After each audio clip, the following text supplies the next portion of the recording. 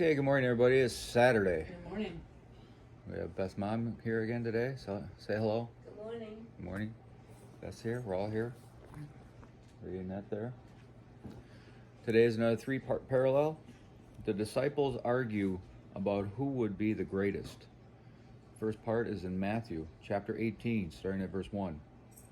About that time, the disciples came to Jesus and asked, "Who is the greatest in the kingdom of heaven?"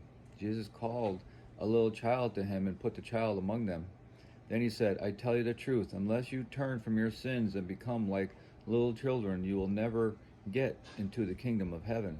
So anyone who becomes as humble as this little child is the greatest in the kingdom of heaven.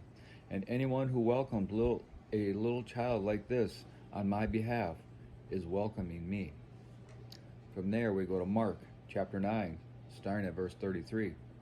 After they arrived at Capernaum and settled in a house, Jesus asked his disciples, What were you discussing out on the road?" But they didn't answer, because they had been arguing about which one of them was the greatest.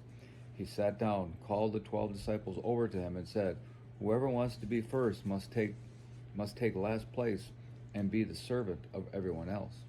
Then he put a little child among them.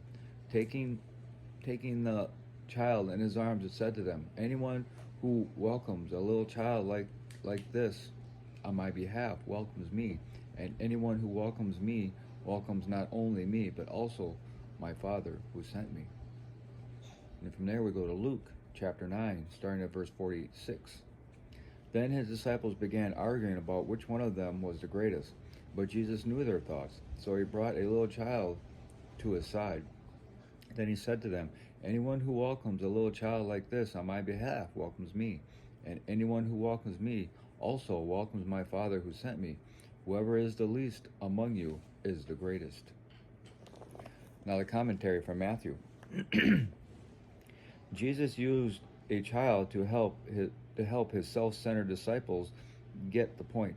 We are not to be childish like the disciples, arguing over petty issues, but childlike, with humble and sincere hearts. In what areas of your life do you tend to struggle with childishness? In what ways are you making progress with childlikeness?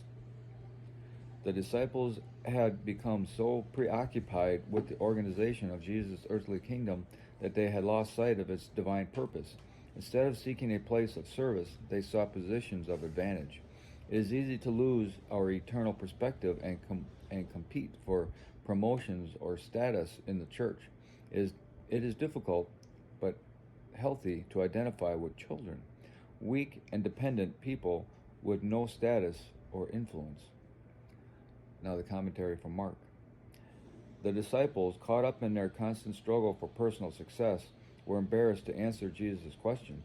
It is always painful to compare our motives with Christ.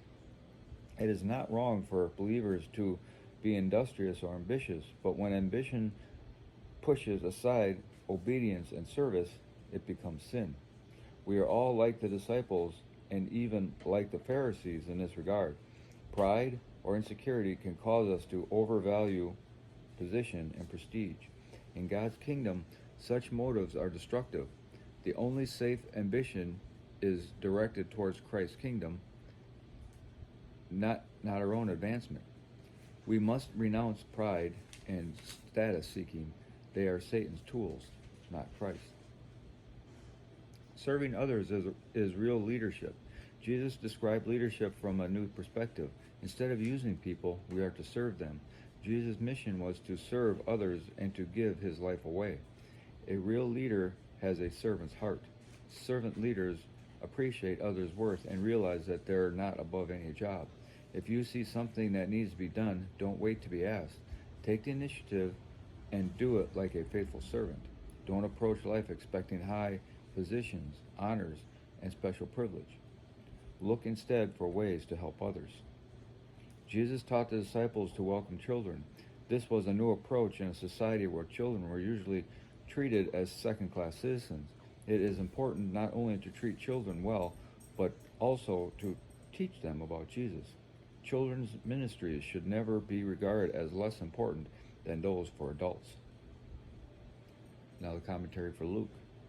Our care for others is a measure of our greatness. How much concern do you show for others?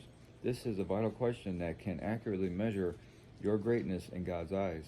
How have you expressed your care for others lately, especially the helpless, the needy, the poor, those who can't return your love and concern? Your honest answer to that question will give you a good idea of your real greatness. And not to help them seeking attention or clout either, Right. just to help them because There's no need for you to carry your phone around and take a picture Right. every time you hand somebody Right. something or anything like that. You're just serving yourself. But yeah, it's a hard lesson for all of us, especially us here in America. You know, we feel we need to be reciprocated for everything. You know, we don't help others unless we see a something given back. So it's a good lesson, but a hard lesson sometimes. So hope everybody has a glorious day, and we'll talk to you later.